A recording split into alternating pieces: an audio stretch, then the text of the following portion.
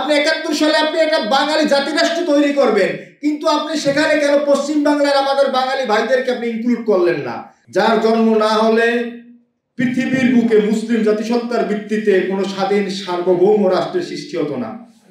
যার জন্ম না হলে এই বাংলাদেশের যে ৭৭,০০০ বর্গমাইলের যে ভূখণ্ড, ১,৪৭,৫৭০ বর্গ কিলোমিটারের যে ভূখণ্ডটি, এই ভূখণ্ডটির জন্ম লাভ হতো না। তেমনি মহানায়ক কায়েদ আজম মোহাম্মদ আলী জিন্নাহর জন্মবার্ষিকীতে আমরা এখানে হাজির হয়েছি। বাংলাদেশের সংবিধানের ২য় অনুচ্ছেদে অত্যন্ত সুস্পষ্টভাবে বর্ণিত আছে সাবেক পূর্ব পাকিস্তানের চিহ্নিত সীমানাই বর্তমান বাংলাদেশ। তো আমি যদি আপনাদেরকে প্রশ্ন করি, যেহেতু সংবিধানেই বর্ণিত আছে যাহা ছিল পূর্ব পাকিস্তান তাহাই বাংলাদেশ, তাহলে পূর্ব পাকিস্তান সৃষ্টি হয়েছিল কার নেতৃত্বে, কবে হয়েছিল? উত্তরটা হচ্ছে এই, পূর্ব পাকিস্তান সৃষ্টি হয়েছিল ১৯৪৭ সালের ১৪ই আগস্ট কায়েদ আজম মোহাম্মদ আলী জিন্নাহর নেতৃত্বে। আমরা ৭১ নিয়ে অনেক মাতামাতি করি, ৭১ নাকি আমরা এইটা করছি, ওইটা করছি, এইটা ছিঁড়ছি, ওইটা ছিঁড়ছি।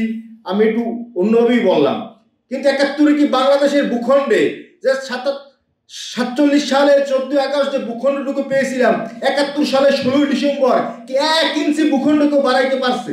শুধু কি পারছি? পতাকাটা চেঞ্জ করতে। আগে ছিল চারতারায় পতাকা, এখন সেটার কি করছি? লাল সবুজের পতাকা। বরং দক্ষিণ বেরুবরি প্রায় একটা ইউনিয়নের কিছু অংশ, দক্ষিণ বেরুবরি শেখ মুজিবুর রহমান ১৯৭৪ সালে সংবিধান সংশোধন করে ভারতের হাতে তুলে দিয়েছিল। বরং আমরা ভূখণ্ড হারিয়েছি ৭১-এর মাধ্যমে। ভূখণ্ড আমরা কিন্তু ১ ইঞ্চি অর্জন করতে পারি নাই। যেটুকু যা পেয়েছিলাম তা ১৯৪৭ সালে এই কায়েদ আজম মোহাম্মদ আলী জিন্নাহর নেতৃত্বে। বহু বাঙালি নেতা আছে, বহু বাঙালি মুসলিম লীগের নেতাও ছিল, কিন্তু তারা বাংলাদেশের আয়তনের বৃদ্ধিতে তারা কোনো ভূমিকা রাখে নাই, তারা পারে না। তারা যদি চাইতো, আমাদের তৎকালীন বাঙালি নেতারা তারা যদি চাইতো ৭১ সালে, হ্যাঁ আপনারা ৭১ নিয়ে মাতামাতি করেন, ৭১ নিয়ে অনেক কিছু করার আছে।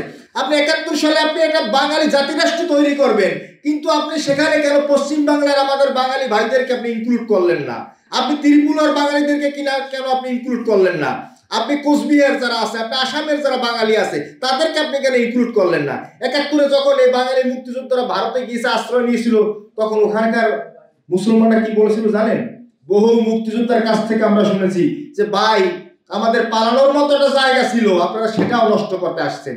কোন মুক্তিযোদ্ধা ৭১ সালে ভারতে গিয়ে কোন মুসলমানের কাছ থেকে মানে কি বলুন আদর আপনার কিন্তু পায়নি। যা করেছে সব হিন্দুরা।